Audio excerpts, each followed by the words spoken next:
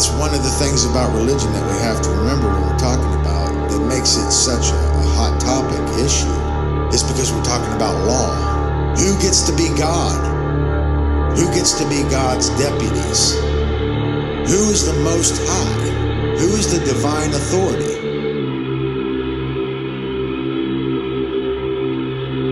It's all about the claim to the Most High. The only way that somebody can be higher than us is if we give away our power.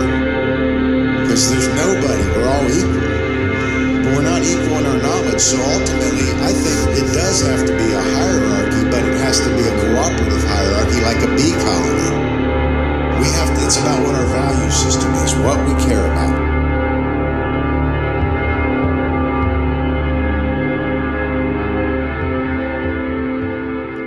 Hello, Hive Mind, and to all the beautiful and wonderful people that are listening and tuning into this podcast.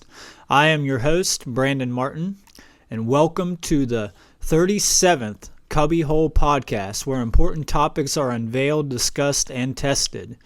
Today is January 30th, 2021. Please make sure to check out all of our previous episodes and other content at the Cubbywhole website. That is CUBBYWHOLE.com. So today, we are going to be continuing on with the methods of manipulation that I started last year, and we've been progressively working through the list.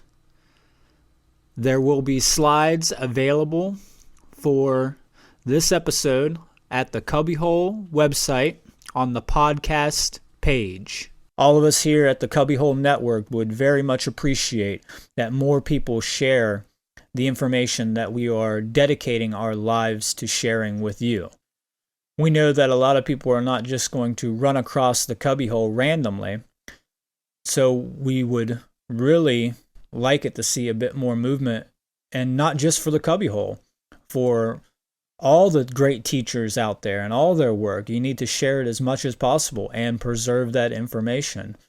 I recommend for people who are worried about EMP attacks to get Faraday bags. I mean, I know a lot of people that have the Faraday wallets that protect their credit cards from being robbed and being hacked and infiltrated by external sources. But they won't do that for this information, and that's just ridiculous. It shows what they put value on, which is money over top of true scientific knowledge. And they don't really realize how at jeopardy this knowledge is becoming each and every day. This is very relevant at this time in our history. All we have to do is take a look at how much censorship across all the media platforms is taking place, and we know how crucial it is to preserve this knowledge for posterity and progeny.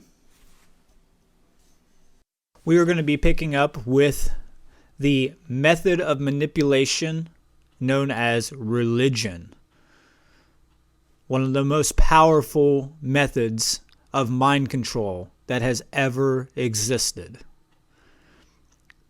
It is very crucial to understand and distinguish the difference between a dogmatic religious belief system or institutionalized religions with the concept of a true hierarchical stepwise progression into the mystery traditions such as natural law and morality. I think Stoicism and Gnosticism are very good examples of this. Even though they both have ultimately failed in their task, we still should take heed, and it would be wise for us to behoof the wisdom that has come from them.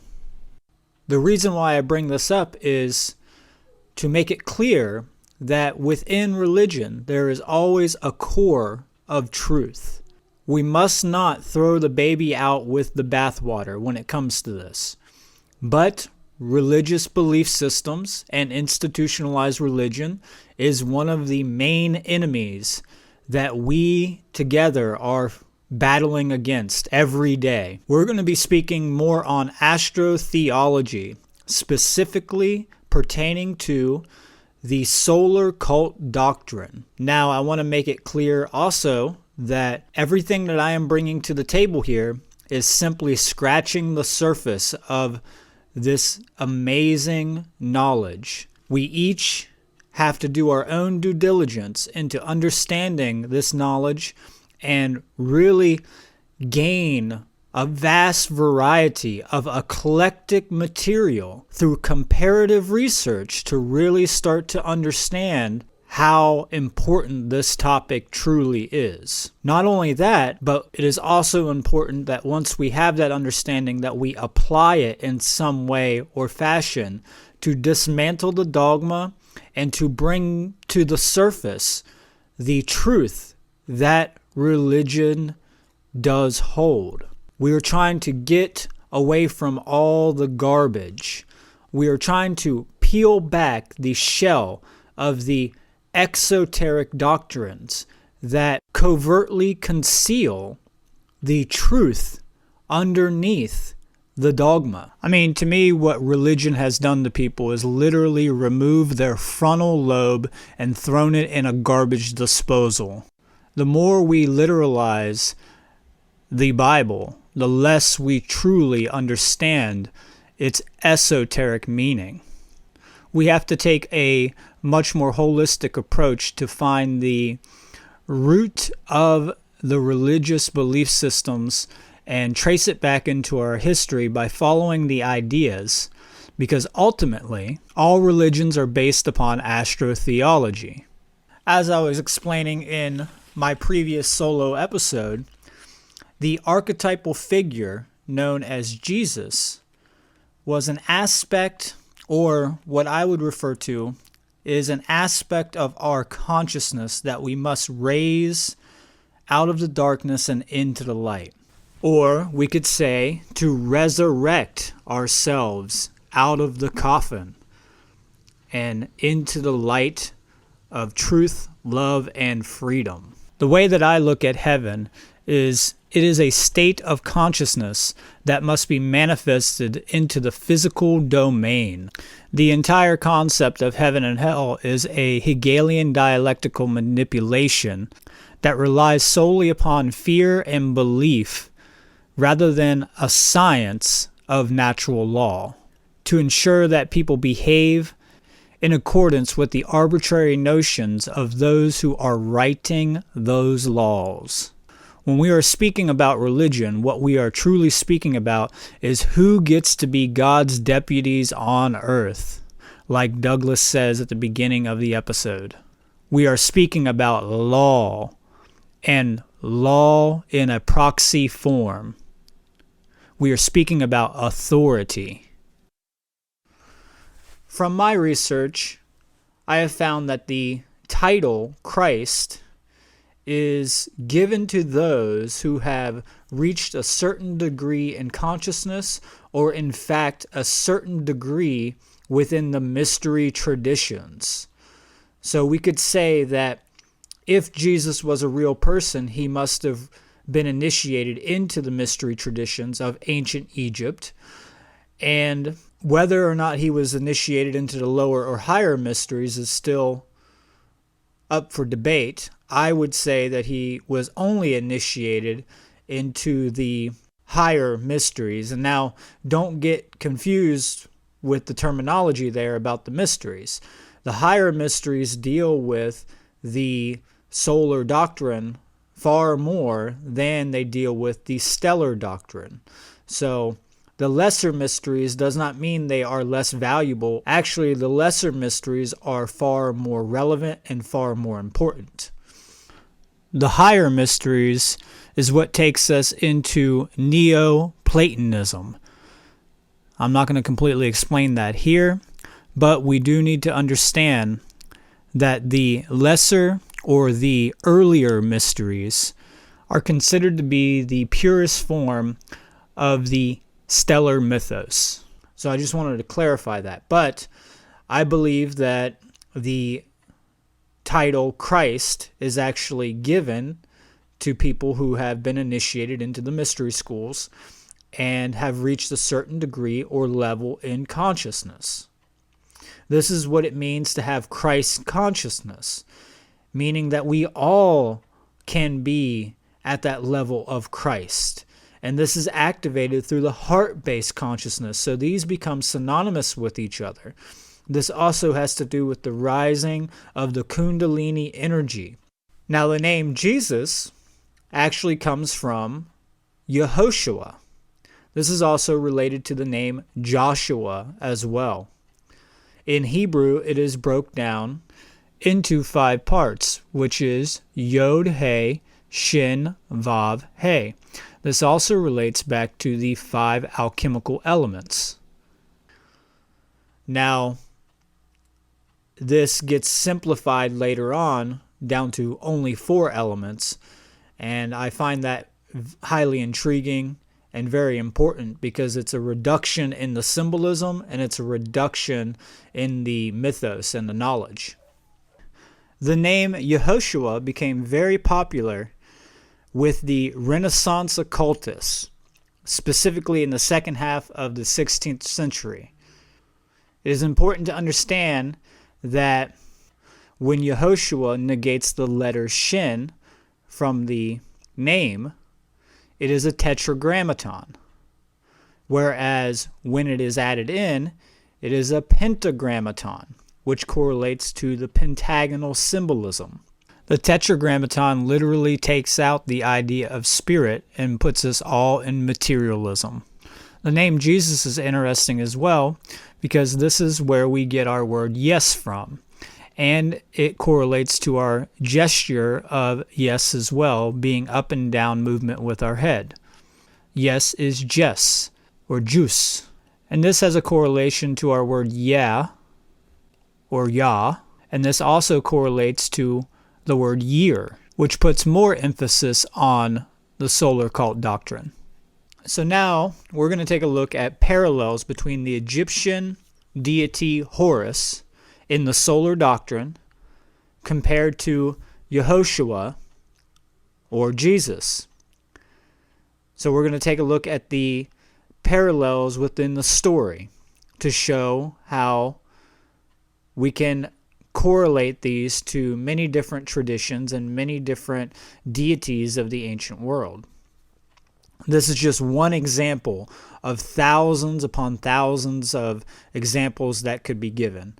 So we have the parallel of the conception between Jesus and Horus, which is by a virgin birth. We have the father parallel.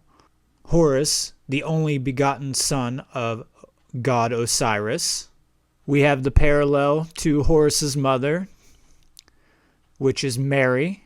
And if you think back to when I was speaking about maritime admiralty law, we can understand the symbolic correlation to Mary being the water. And we also have Mary, who is Jesus' mother. We have the foster father of Horus, which is S.E.E.D. And this correlates to Joseph. The way that this correlates to Joseph is with S.E.B. being broken into Josev. The B and the PH become phonetically derived from each other and are connected. We have the foster father's ancestry, which is of royal descent for both of them. We have the birth location, which is in a cave for Horus, or in a cave or stable for Jesus. We have the Annunciation by an angel to Isis, his mother, by an angel to Mary, his mother. Horus had 12 disciples. Jesus had 12 disciples. Horus was known to walk on water, cast out demons, heal the sick, restore sight to the blind.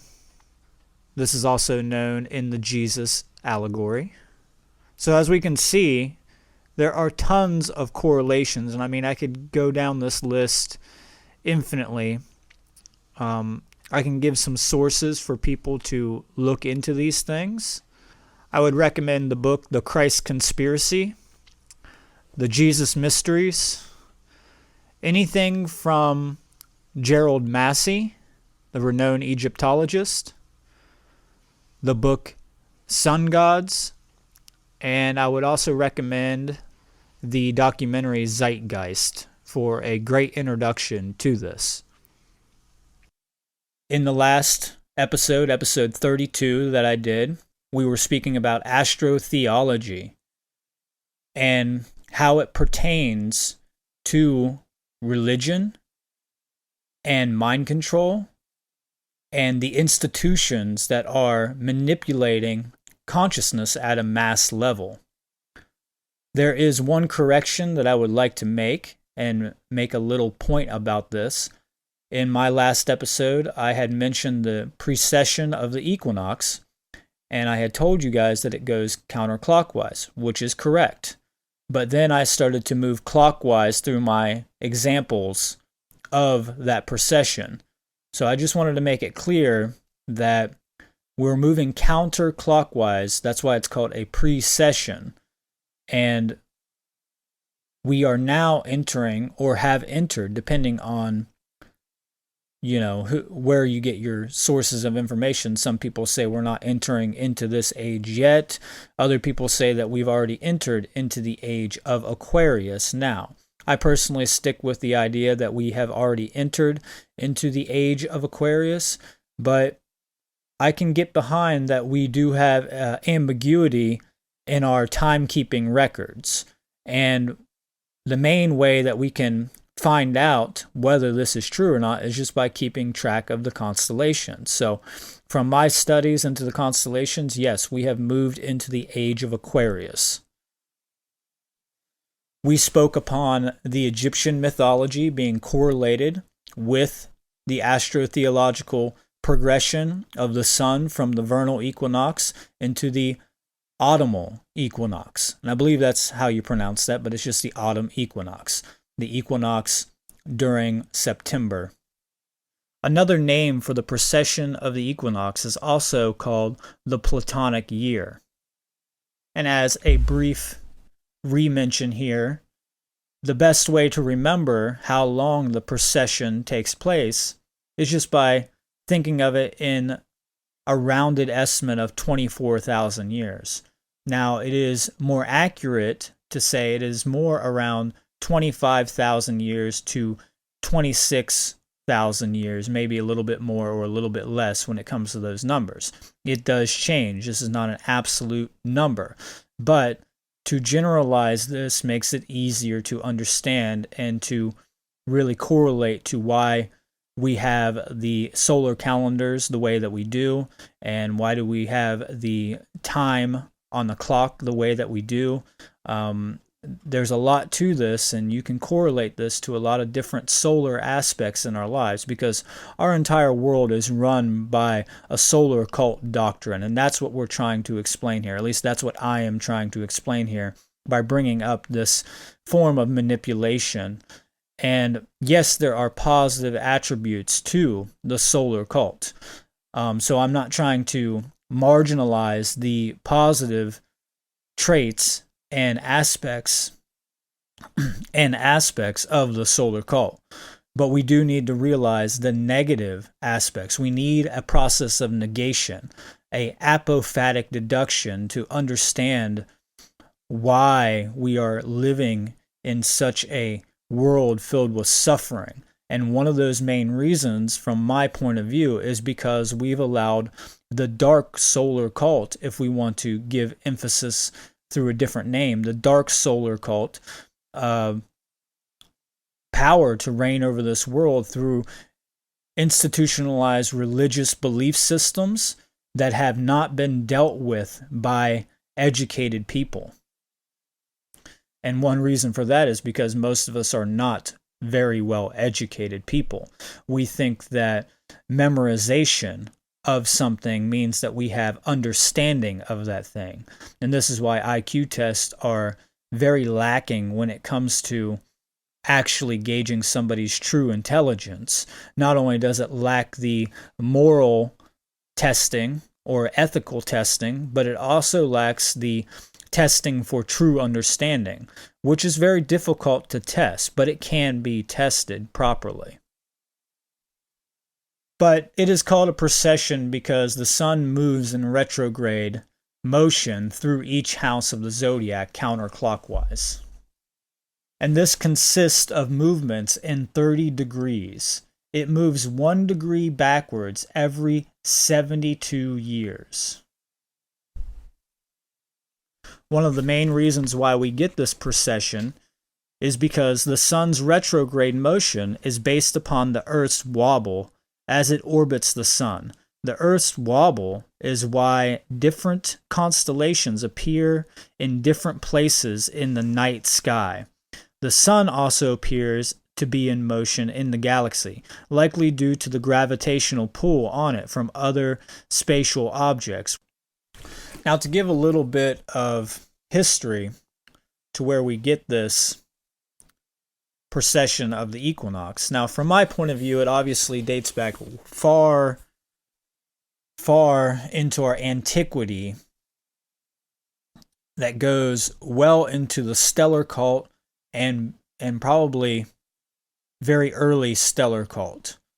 But what is credited as the historical point when we first discovered this sacred movement of the celestial bodies and constellations, it was done by the Greek astronomer, and his name is Hipparchus. And this took place around 170 BCE. But like I said, this was obviously known by the more ancient astronomers of ancient Egypt because they do have this science preserved. The problem is that the Greeks did not understand how to read the ancient Egyptian sign language. So what they did is they just took what they could understand, and everything else they pretty much left behind, or they, reimagined it in their own image. We don't have the full tapestry of the ancient Egyptian sciences where all this is rooted and has been preserved for hundreds of thousands of years, longer than what most people perceive it has been. So what I would call this is a rediscovery of the precession of the equinox. Now, by his calculations, the Piscean age would end and the Age of Aquarius would begin at around 2040. And at this point, Aquarius will be behind the sun at the vernal equinox, not Pisces. Like I said, we're moving counterclockwise through this process and this cycle. Before this, we given rise to the Aryan age, and about 2,000 to 2,200 years before that, we were in the age of Taurus, the bull. And we can see this in some biblical examples, such as Cain slew his brother Abel. Each brother was betrothed to a twin sister. Thus, the death of Abel symbolically ended with the age of Gemini. Albert Pike describes the reverence of the Persians felt for Taurus. So it's very important. So a good example of this would be, check out the movie 300, and Xerxes, the king of the Persians, he has the two golden bowls on his throne when he marches in to conquer the land. And this is symbolic astronomically of the changing of the zodiacal symbols. In Zoroaster's cave of initiation, the sun and the planets were represented overhead in gems and gold. Also, the zodiac. This is, a symbol of the zodiac. So we need to understand how these symbolic references work. The sun appeared emerging from the back of Taurus in the constellation of the bull. In the constellation of the bull, we also find the Seven Sisters, which is known as Pleiades. Now, Pleiades is associated with the southern polar constellations. And I find that very interesting because we talk about the seven quite a bit here, more specifically the northern polar constellations. But in some of the lesser understanding of the first degree of Freemasonry, we find that a lot of Freemasons associate the seven stars above the middle pillar with Pleiades. Now, this to me is actually incorrect. The 7 stars above the middle pillar, the Ionic pillar, is actually associated to Horus and the 6 glorious ones in the stellar mythos. And this is about the highest of the high, the one great spirit in the northern polar constellation, where they had venerated their ideas of the grand architect of the universe. Another thing I'd like to point out is in the Age of Taurus, we also give rise to the bull cults, right? Where we see a lot of sacrificial offerings being made up in the symbolic forms of blood rituals through sacrificing animals such as the bull. And we also see a lot of symbolism coming from this. A movie that comes to mind for this is the end of Apocalypse Now, where they sacrifice the bull at the end. But you have certain cults like the Minoans on the island of Crete. In the sacred Indian text Rig Veda, which is 3500 BCE, dating it back to the Taurus age, the god Sura references a solar bull who shines out through all the sky with the fire god Agni, which likened to a bull with hair on fire.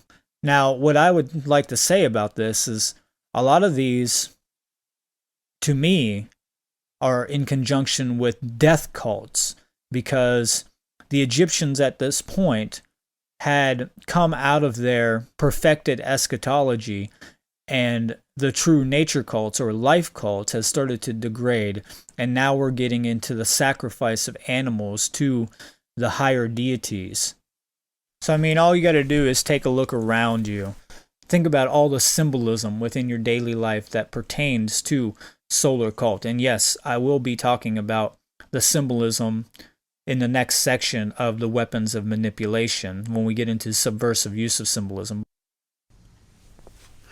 I want to give a little bit of clarity here because I had a question from a listener. They asked me what the definition of astro-theology actually is. So if you are new to the subject, and I happen to have not clarified that up to this point, the word astro-theology comes from a combination of 3 words. Astro, as in relating to the stars or celestial objects and their movements, frequencies, vibrations, etc. Theo, as relating to God or deities, and the suffix logi, which means the study of. This word also comes from the word logos, which means word. And that has very symbolic reference, because if you study philosophy, you should be familiar with the logos and how important that is. And of course, I will be opening that up in my philosophical discussion in the future when we start to open up the 4 branches of philosophy. Now, see, we have astro-theology preserved all around us. We can find it within the textual context of many ancient scriptures. But I'm going to give a really good example of this where it is preserved in our 7-day week.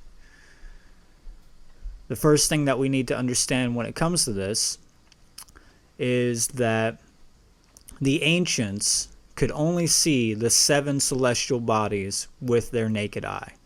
And these were represented as the 7 primary deities. These were the sun, the moon,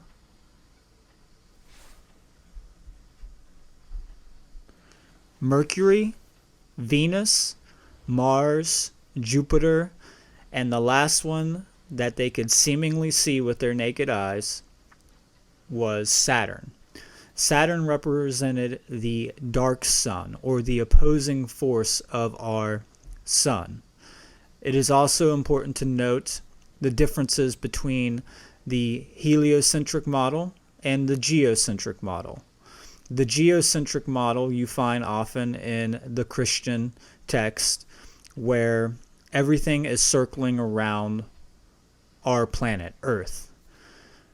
And the heliocentric model, obviously within the word helios, we understand that it represents the sun. So this is what we commonly know and use in our scientific methodologies, that the planets revolve around the sun. It is important to stay oriented when it comes to these things when we are looking at the allegories and the context of the ancient scriptures and astro-theology. These were known as the 7 Elohim.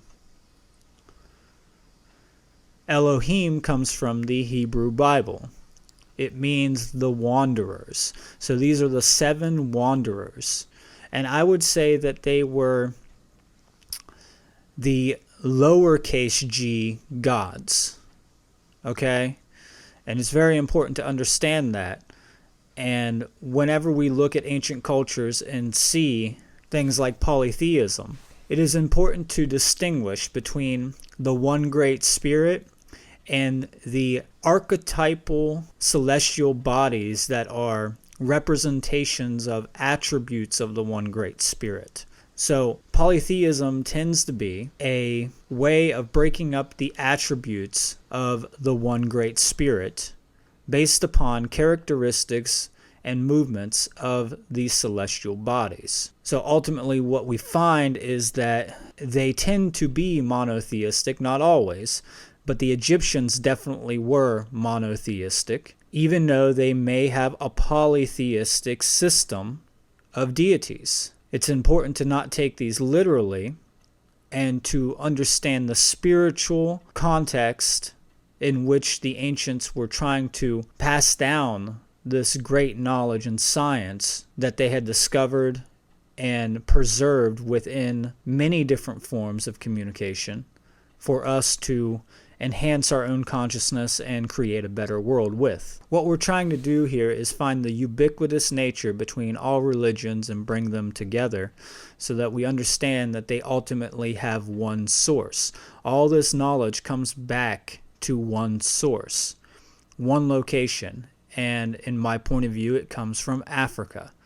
And a lot of people do have issues with that because a lot of people want to contend with what modern scholars and archaeologists and anthropologists have stated about where we all come from. And I have no issue with that. What I say to that is bring on the challenge, because any type of data must be incorporated into this, and through the scientific inquiry, we will come to an understanding if we do our due diligence into that. So, back to my subject. So, let's take a look at the 7-day week. Now, some of these are very, very easy to understand. We have Monday, which is Moon's Day. In the Greek mythology, the moon goddess was Selene. And one way that we can break down these days is by looking to other languages to translate their planetary word for that day. So what we have in the French language, which you can follow along with the slides, you have lundi in French, which means moon, and this is Monday. Tuesday is a little bit more complex, but it is named after the god Tu, which is spelled T-I-W. This is where we get our word Tuesday from, who was the Old English equivalent to the Roman god Mars. So in the French language, we find that Mardi also means Mars, and this is Tuesday. Wednesday is Woden's Day, Woden being the Old English name for the Norse god Odin, who the Romans considered to be the equivalent to their god Mercury. In French, this is Mercredi, which means Mercury. Thursday is Thor's Day, which should be very blunt to understand that this is the Norse god Thor, and Thor being the equivalent to the Roman god Jupiter. In French, this is Jeudi, which means Jupiter. And obviously, they are associated with these deities because of certain attributes. So Thor is the easiest one to associate because Jupiter is considered the god of lightning because of its great storm, and Thor is considered the god of lightning. So we could relate this back to Zeus in a certain way as well in those attributes. So one thing I would like to point out as well before I continue on is that we are looking at elemental powers here, and these elemental powers are of crucial importance to distinguish and not to be taken as physical or literal bloodlines. And a lot of people might have issues with that, but I am stating that here. These are allegorical. We should not confuse elemental powers with the perpetuation of ancestry. Friday is Freya's day, and Freya is the name for the Old Norse god Frigg or Frigg, and I might be pronouncing that incorrectly as well. So just work with me with these. You're welcome to translate them yourself as well. And this is associated with the love god Frey, and this is the planet Venus. So in French, this is Vendredi, which means Venus. Now, obviously, Saturday is Saturn's day. Saturn's day could be looked at as Kronos. One more thing I'd like to point out is there are many other deities that you can correlate to these planets. These are the ones that I am picking out. But obviously you can see like Thor's day is directly relevant to Thursday.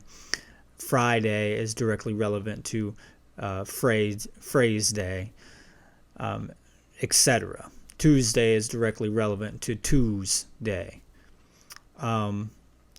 Saturday, or Saturn's day, is the god of time, and that was because it was the last planet that encompassed everything else. But we also have in the Roman religion Saturnus, which was another deity associated with Saturn and has very similar attributes as Kronos. In French, this is Samedi or Samedi, which means Saturn. Sunday is Sun's day. Obviously, it's the day of rest for all modern people because we have solar cult doctrine running amok in this world. So you go out on Friday night, you party Friday night, or you go hang out with your friends, whatever. You go out Saturday night. On Sunday, that's rest. That's the day of rest. And then you go back to your 9-to-5 job on Monday, Moon's Day, to make your your money, right? So there's some correlation there to all of that. And in the Greek tradition, this is related to Helios. And in French, this translates to Dimachi.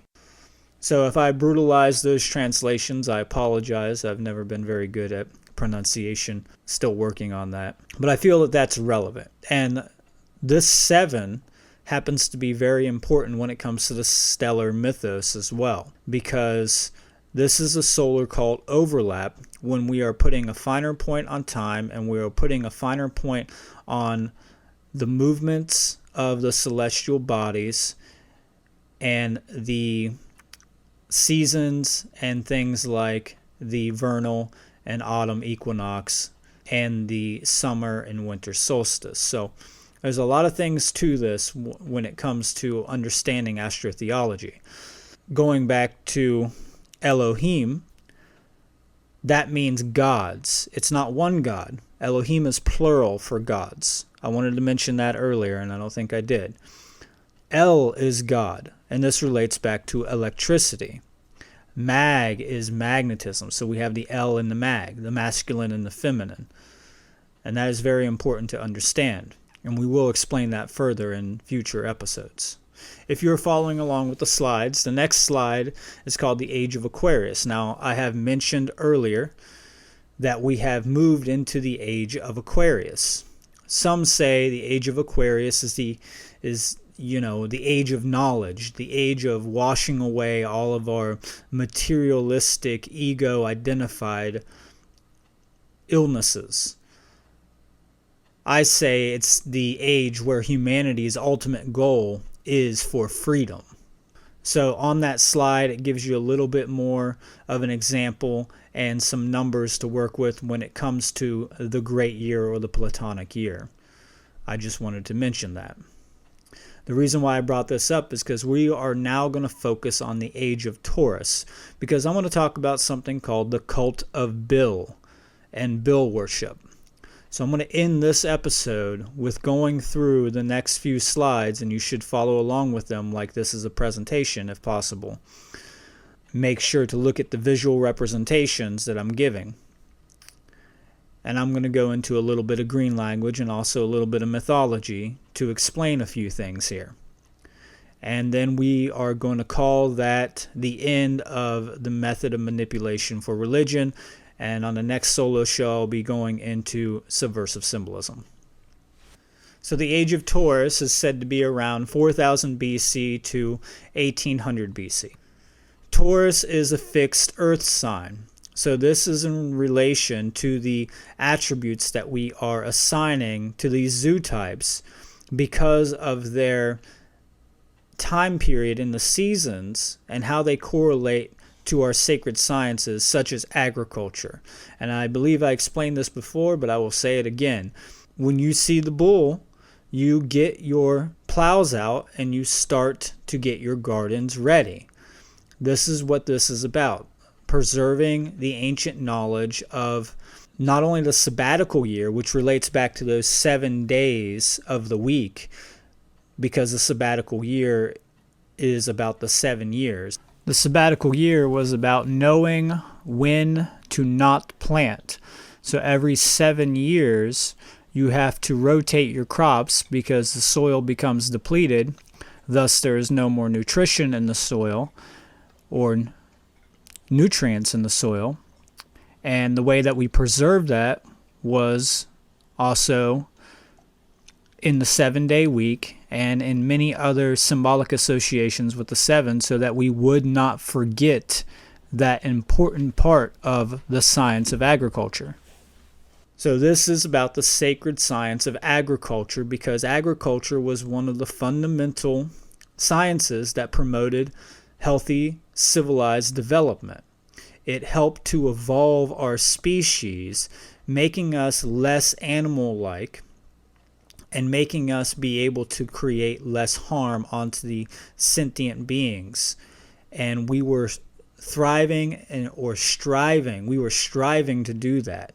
We were striving to live more in harmony with natural law because of the sacred sciences that we were developing. So it was an earth sign. Obviously, springtime. Obviously springtime correlates to the earth, and then when you see the bull, you would get your plows out and start to get your gardens ready and planting your seeds. So this also has a lot to do with fertility, and this correlates to the nature cults and their fertility rituals. At this time period, we have a big fertility ritual, which I'm going to talk about in just a little bit.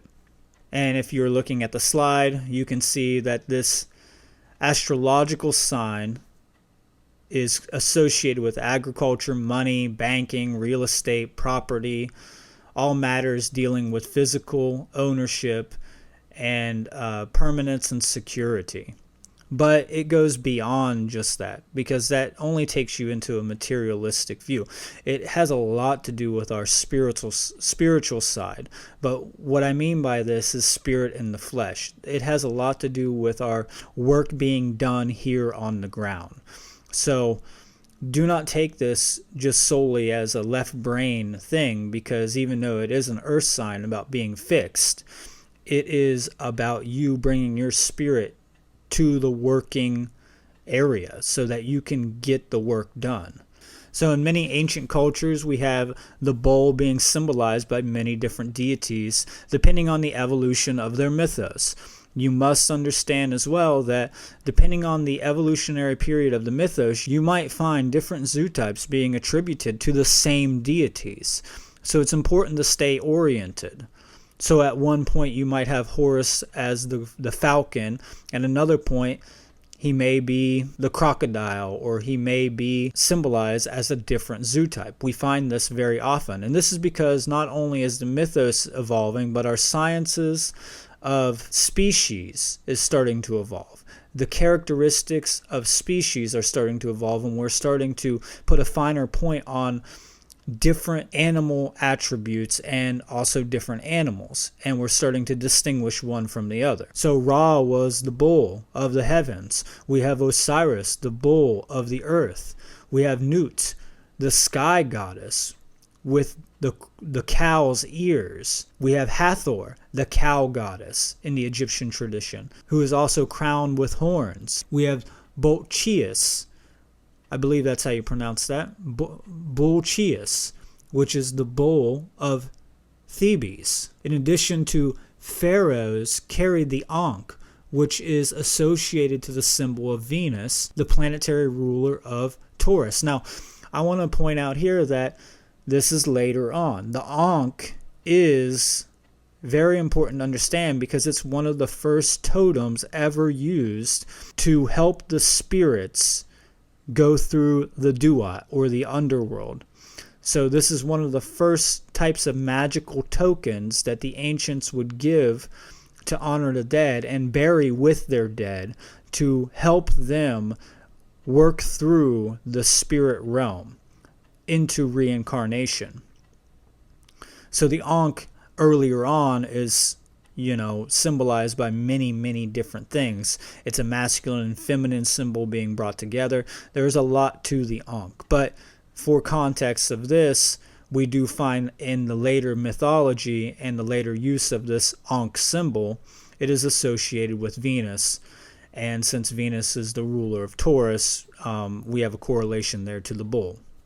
We have the Greeks' mythology with Poseidon, who is considered the bull of the sea.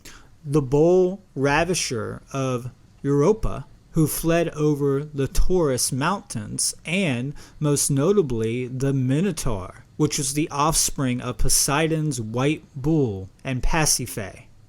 I believe that's how you pronounce that. Wife of King Minos on Crete. So we're going to talk a lot about the Minotaur here in just a moment, because it correlates to the cult of Bil. Biblical scholars also generally agree that the earliest god of the Hebrews was also a bull god. Bull shrines existed at Bethel and many other sacred locations. As I said before, the Age of Taurus replaced the Age of Aries. And Aries was, in the astro-theological sense, relating to the story of Moses, the ram god. And if anybody knows some of their biblical texts, they could readily see the connections with Moses and the ram rituals. There's a lot to the ram, and I hope to open that up in the future. Now, the next slide is called the Cult of Minerva. And the reason why I'm bringing some of this historical knowledge to the people, we need it on the table because we need to understand the ubiquitous nature between all these cults, and we need to understand how the mythos is evolving, and we need to understand how this pertains to the world that we're living in today. So Minerva is the goddess of wisdom, strategy, warfare, justice, law, victory, and a sponsor of arts, trade, and many different strategic things for the development of society. We see a lot of ubiquity here between Ma'at in the Egyptian tradition and Minerva. Min also relates back to the moon. We get this as a feminine pronunciation. Min has to do with the sacred feminine principle. So, like we have the word minstrel, which correlates to the menstrual cycle of the female. But Minerva, in the mythology, is not a patron of violence such as Mars is, but about defensive war only. So we can find this in many different symbolic associations. The tarot is one that I think of with the Lady Justice. Now, that's not in every book. Sometimes justice is represented by a male, but some of my favorites is when Lady Justice is represented by a female. I feel that's more pure, more in tune with the ancient Egyptian mythology, specifically going back to the goddess of justice, Ma'at. And really, we can just say that she's the goddess of natural law. the great judge of natural law. So the Romans equated her with the Greek goddess Athena. Minerva is one of the 3 Roman deities in the Capitholine triad, along with Jupiter and Juno. She was the virgin goddess of music, poetry, medicine, wisdom, commerce, weaving, and the crafts. And the craft is very important to understand because this is going to play along with ancient Freemasonry in the future. But obviously, they're specifically talking about crafts such as music or any type of craft that you have going on at this time, which is Freemasonry. And the sacred knowledge is preserved in these crafts along with their implementations, which I will further explain in the future. And Doug may be able to really elaborate on that. This is what is very important when it comes to Minerva. She is often depicted with the sacred creature, which is an owl, which is usually called the Owl of Minerva. And this associates with her specifically to her attribute of wisdom and knowledge. But less frequently, we do see her with the snake and the olive tree. There's a lot of symbolism behind the snake and olive tree, but I'm not going to bring that up here because we're specifically going to focus on the owl. Minerva is commonly depicted as a tall woman with an athletic and muscular build, as well as wearing armor and carrying a spear. So the reason why I'm bringing up Minerva is because we're going to talk about the Minotaur and we're going to talk about the owl. So we're going to talk about the bull and the owl. The next slide is the Cult of Moloch. Moloch comes from Molech in Hebrew, which means king or ruler. The Cult of Moloch directly correlates to a lot of the sacrifice rituals that are going on. This is all giving us a little bit of knowledge, the prerequisites to getting into the Cult of Bill. So I'm not going to completely read all of these slides because I just don't have time to do that for this show. But you're welcome to read through them because there's a lot of extra information in there that I might skip over. So we have Moloch, which is the deity, and Molech, which is actually the ritual. So it's important to understand the difference between those two things. Some Greeks and Roman records claim that the Phoenicians of Carthage also had children that were sacrificed by fire to the deity of Saturn, Greek, which was Saturnus, or Kronos, which is the Roman god of Saturn. And this has to do with the cult of the Black Sun, and we're going to correlate all this together here, which was also known as Baal or Baal, Haman, by the Carthaginians. This is an important connection between Moloch and Baal. So we often see this, people who have studied the Illuminati and the ritual at Bohemian Grove, to see that they have a giant owl statue where they go and they sacrifice their care, and possibly even in beyond that ritual that they put on for, their supporters and other people. Beyond that, I do believe they're actually symbolically and literally sacrificing real children as well. So I want to point that out, that most likely, yes, they are doing that. But as a theatrical ritual, they do what is known as the Cremation of Care, and they do this in front of the owl statue. We also know that they use the owl to symbolize their wisdom, right? Which they're not truly wise like we would consider them to be. But I want to connect that owl with Minerva, but also connect that with Moloch and Baal. So they're using this in a dark, perverted way because the owl is a predatory bird that preys on the innocents at night that can see 360 degrees, so it can see in the dark. So it has the knowledge within the darkness. It's something that sees in the dark, and that's how they see themselves. So the owl is a dualistic symbol. It's not just one thing. We can symbolize ourselves as the owl as well, or attributes of ourselves. Moloch appears to have a symbolic relationship with the owl of Minerva, as they were frequently portrayed together and share the dominion of war. This is because of the ritual called the Cremation of Care, like I just mentioned, under the name of Molech, which was about the sacrifice of innocence. So this is what the Illuminati would do. They would go out, or any of these cults when they do the Cremation of Care, they go out and they ask for forgiveness for the harm that they are about to do onto the people. So they are sacrificing their care so they don't have to feel bad and feel the karmic emotional consequences of the harm that they knowingly are about to do onto the public and onto the innocents. But it's also about them sacrificing their sacred feminine principle. We obviously see that this correlates to the sacrifice of children symbolically and the sacrifice of females or virgins symbolically. Now, like I stated before, Minerva wasn't the violent god, but she got associated through the dark occult with the idea of war through this symbolism. The owl is actually symbolism for the lunar goddess.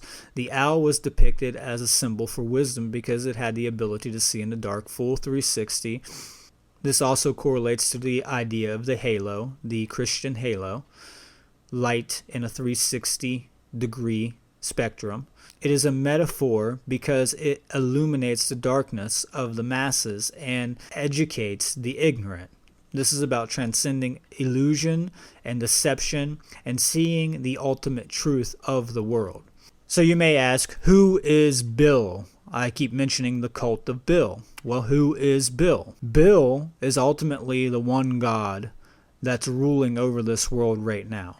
It is one of the highest religions of this world, and the majority of humankind kneels before this God. This does not particularly only associate to the house of Taurus. We need to make this very clear.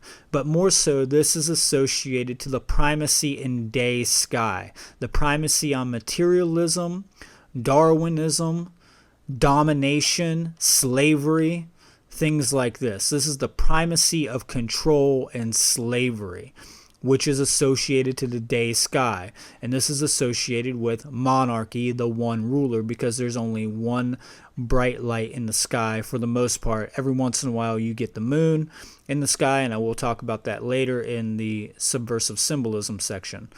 But the light, the sun, is what gives us life, and they are claiming to be that. While most people are nitpicking over divisions of religion, they are missing the holistic picture of who rules all of the religions, which is the dark occultist or the cult of the black sun. And I would call this the solar cult that is ruling over all religions at this point. So Baal, or Baal, was ranked as the first king in hell, ruling over the east, as we can associate that to the vernal equinox. The sun rising in the eastern horizon, Horus's zone, giving birth to a new day or new year, and fertile crops for the land. And all of this has been based on that sacred science of agriculture and has been perverted down the ages. So through green language, we're going to understand a little bit more about the cult of Bill, or Baal. And the dark occultists love to use cryptic language and put it right out in front of us and mock us every day with it. So wherever you find synchronicity, make sure to pay attention to that. So Baal was one of the 7 princes of hell, mainly the king of all the princes. This is drawn from the Canaanite tradition, the Hebrew Bible, as the primary god of the Phoenicians, like I said before, which they got from the ancient mythos of the solar cult of the Egyptian culture. Baal, or Baal, was particularly associated with storm and fertility.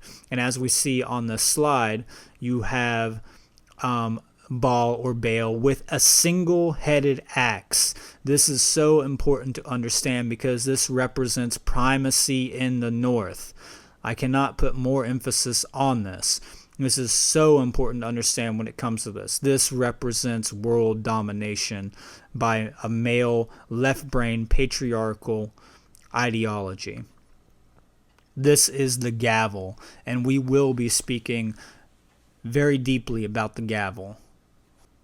I want to briefly mention here that the Minotaur is very important to study as well, because it does have to do with what we're talking about, that we are living in a maze world and we have to fight this Minotaur to get out of this maze, this trap that was designed to make sure to kill us, just like in the legend of the Minotaur.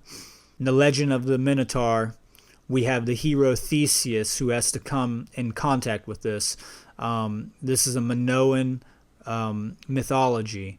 We can take all this symbolism and correlate it on a multi-level fashion. This can also relate back to the inner parts of our body. So don't just think that this can also relate back to the inner parts of our psyche and our mind. So don't just relate this into the physical world, which we can do, but these are all archetypes of our psyche, and we need to understand them. I also want to point out here that the Minotaur wields the gavel as well, which is very important, but he has normally a double-headed axe or a double-headed hammer, and it is very symbolic, and this has to do with the ancient stellar mythos.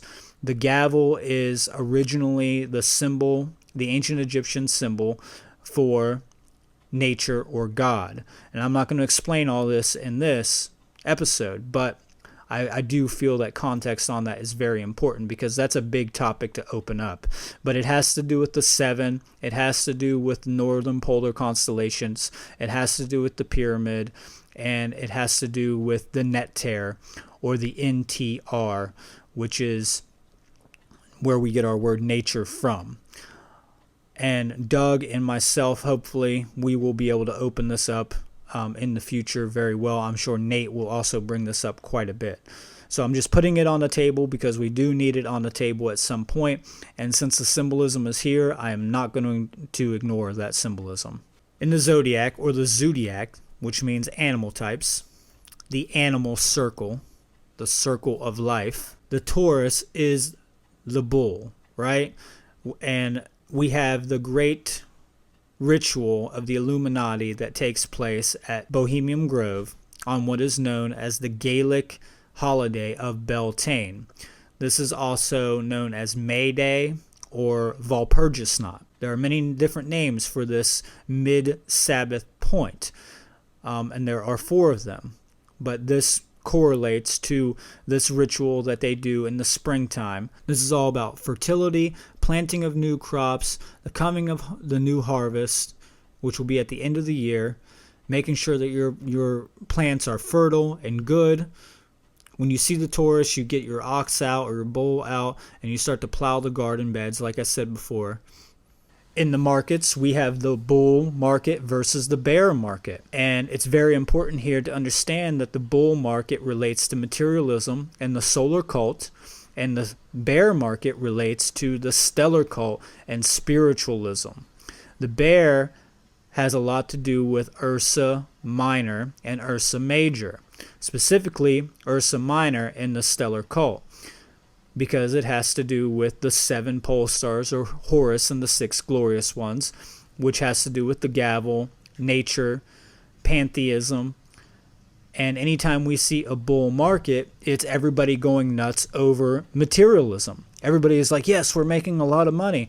And there's a decline in spiritualism because we're putting primacy on materialism.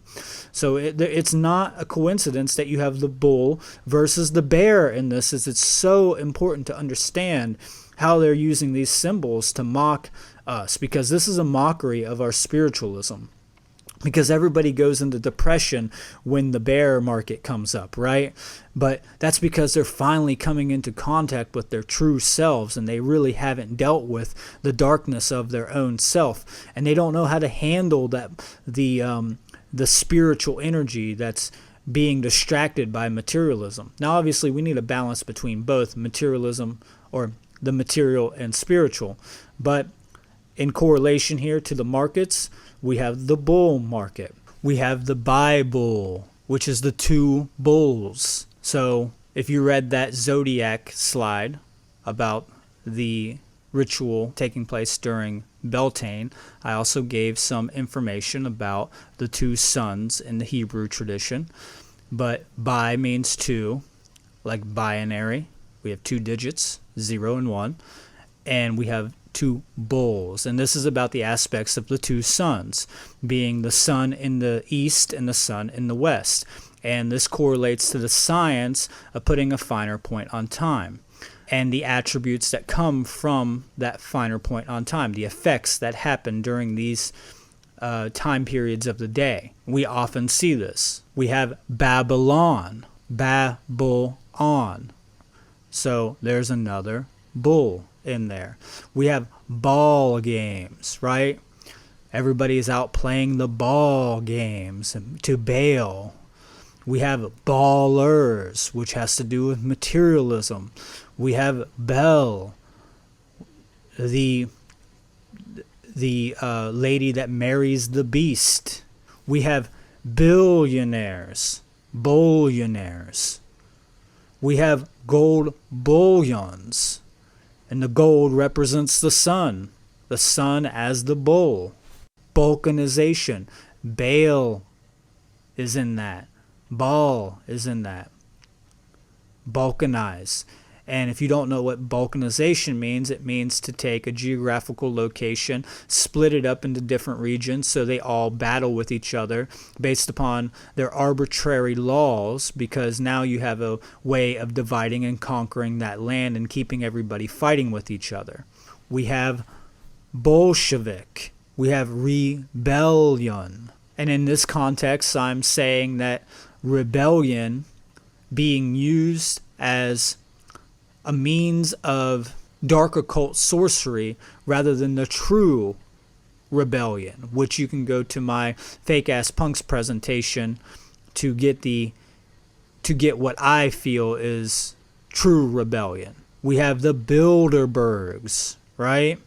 Bill. We have that word Bill in there. We also have builder in there, which has to do with masonry, the dark form of masonry. We have blockhead, block, the bullhead, right? We have bullheaded. If you're a blockhead, then nothing can penetrate you, just like if you are a bullhead. And you know that everything is all baloney. Everything is all baloney. Baal. But it's all baloney, right? Everything is baloney. Everything what we've been taught is baloney. Learn how to detect baloney and save a life that might be your own.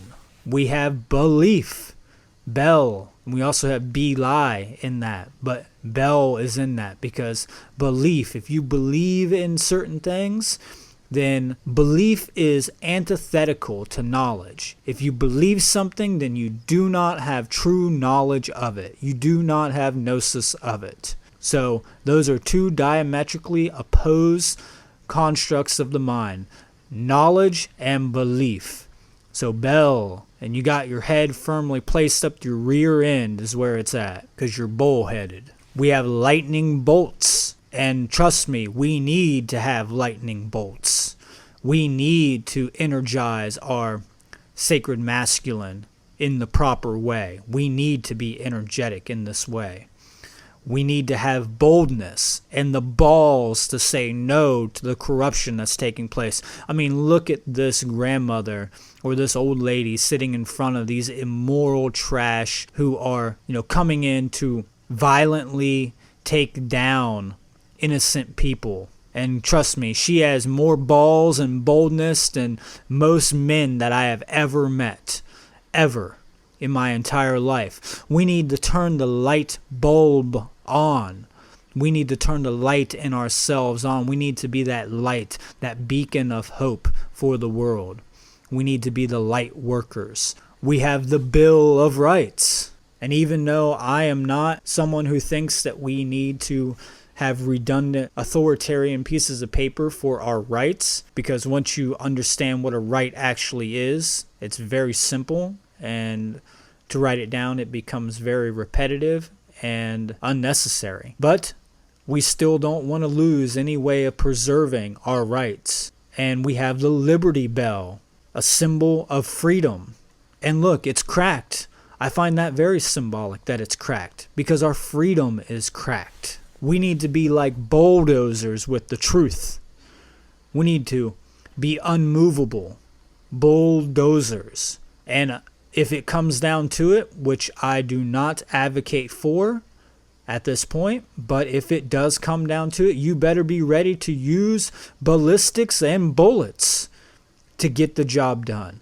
And you better be ready to use them to defend yourself and your family when it comes to it. But at this point right now, I am not in support of taking that stance yet because I don't think that we failed yet at raising consciousness. I think we still have a chance at actually bringing this species out of this dark pit of satanic belief. I don't care if you agree with me or not on that statement. We have to strengthen our ability to stand against what's going on. We have to strengthen our mind and bring balance to the heart and the brain, and balance to the two hemispheres, and the sacred masculine energy and sacred feminine energy of ourselves. We need to say no to all the lies. So we need to get away from all the bullshit. No more bullshit. And we need to hit the bull's eye. We need to hit the bull's eye of truth and morality and the manifestation of freedom by ending slavery. We need to be the light in this world. So I hope you enjoyed this episode. That's all we have time for today, folks. One thing I would like to say is make sure to do your due diligence into astro-theology. You will not be disappointed by studying this science. I hope you found clarity and value in all the information we have been sharing here at the Cubbywhole. Please make sure to go to thecubbywhole.com for news and future updates. Also, there's another platform that you can find us on. This is called the One Great Work Network, and the website is theonegreatworknetwork.com. This is something that many great light workers have been working towards for a long time to bring to the people, where you're going to find 24 hours a day live streaming of the ancient knowledge and things like natural law. There is amazing content up there. I highly recommend that everybody go to that site immediately and check out all the great teachers on there and just start listening to the live 24/7 feed, or start going through the content creators and checking out their work. So as always, our website is thecubbywhole.com. That's CUBBYWHOLE.com. And for now, we have one show coming out each week at 12 p.m. Pacific time. Stay tuned for more and keep transcending dogma.